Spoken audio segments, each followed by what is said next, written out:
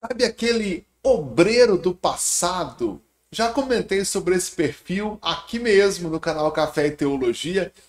Daquele obreiro que te fala que no passado ele participava de congressos, no passado pregava, no passado dirigia a igreja, no passado era líder de departamentos, no passado era isso e aquilo e aquilo e aquilo outro. Ah, mas hoje quem é essa pessoa? Hoje não lidera departamento, não cuida de congregação, hoje não prega, hoje não lidera nada nem ninguém, hoje é alguém sentado no último banco da igreja, lembrando das glórias do passado. E eu quero tocar nesse assunto novamente, porque não faz muito tempo uma pessoa veio encher aqui a minha paciência e eu ando assim com a sacola cheia, sabe? Para não dizer de saco, né? De sacola cheia de algumas pessoas que me abordam com esse tipo de argumentação. Pessoal, primeira coisa, nós não somos funcionários, nós não somos artistas, nós somos ministros do Evangelho de Deus. Nós não temos uma carreira, nós temos um chamado. E esse chamado, ele pode mudar de rumo, ele pode ser temporário. Eu posso ser alguém que durante uma fase eu pregue muito, muitas pessoas se convertam, mas eu posso em outra fase servir a Deus de outra forma, cuidando de pessoas, aconselhando, investindo em obra missionária, por que não? Então eu não vejo por que ficar com esse chororô que no passado eu fui bom, no passado eu fui aquilo. Gente, você não foi nada. Você é um servo de Cristo.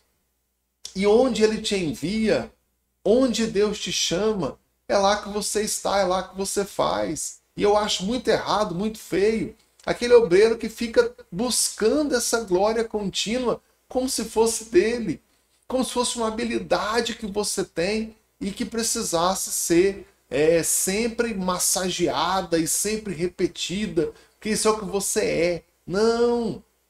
Somos simples servos de Cristo.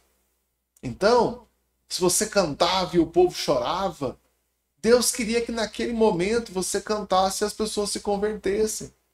Mas pode mudar. Não vejo problema nisso. Mas eu quero tocar numa ferida aqui, que talvez seja a minha ferida, que muitas pessoas cometem pecado, muitas vezes pecados vergonhosos, estão sob escândalo, muitas vezes em atitudes rebeldes, desrespeitando a liderança, desrespeitando outros membros da igreja. E como eu vejo isso? O camarada se torna um presbítero, um pastor, parece que o nariz vai de crescer, o nariz levanta e anda assim, e não olha para baixo.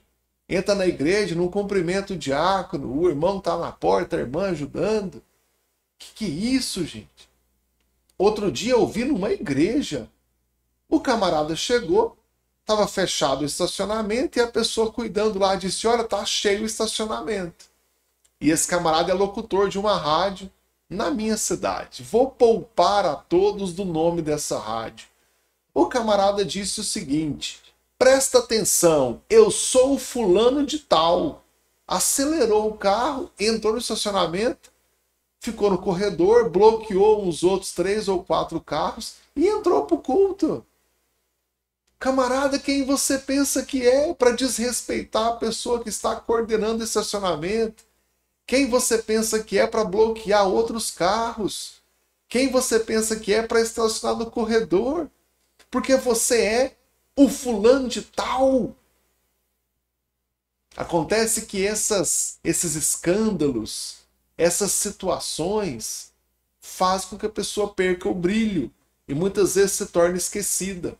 Então, muitos desses obreiros do passado, na verdade, são vítimas do seu próprio orgulho, da sua rebeldia, do seu ego, dos pecados que houve escândalo e que muitas vezes o próprio povo te pune como? Como esquecimento.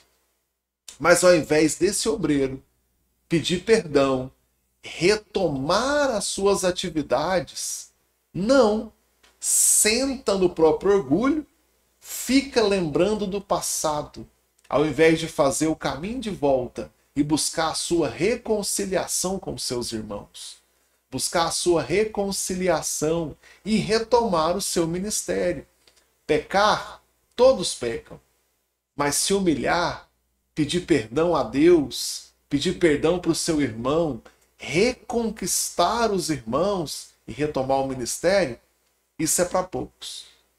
Se você chegou até aqui me ouvindo, talvez seja a hora de você repensar nas suas atitudes, retomar o seu ministério, mas antes disso, pedir perdão e fazer o caminho de volta. Aí sim.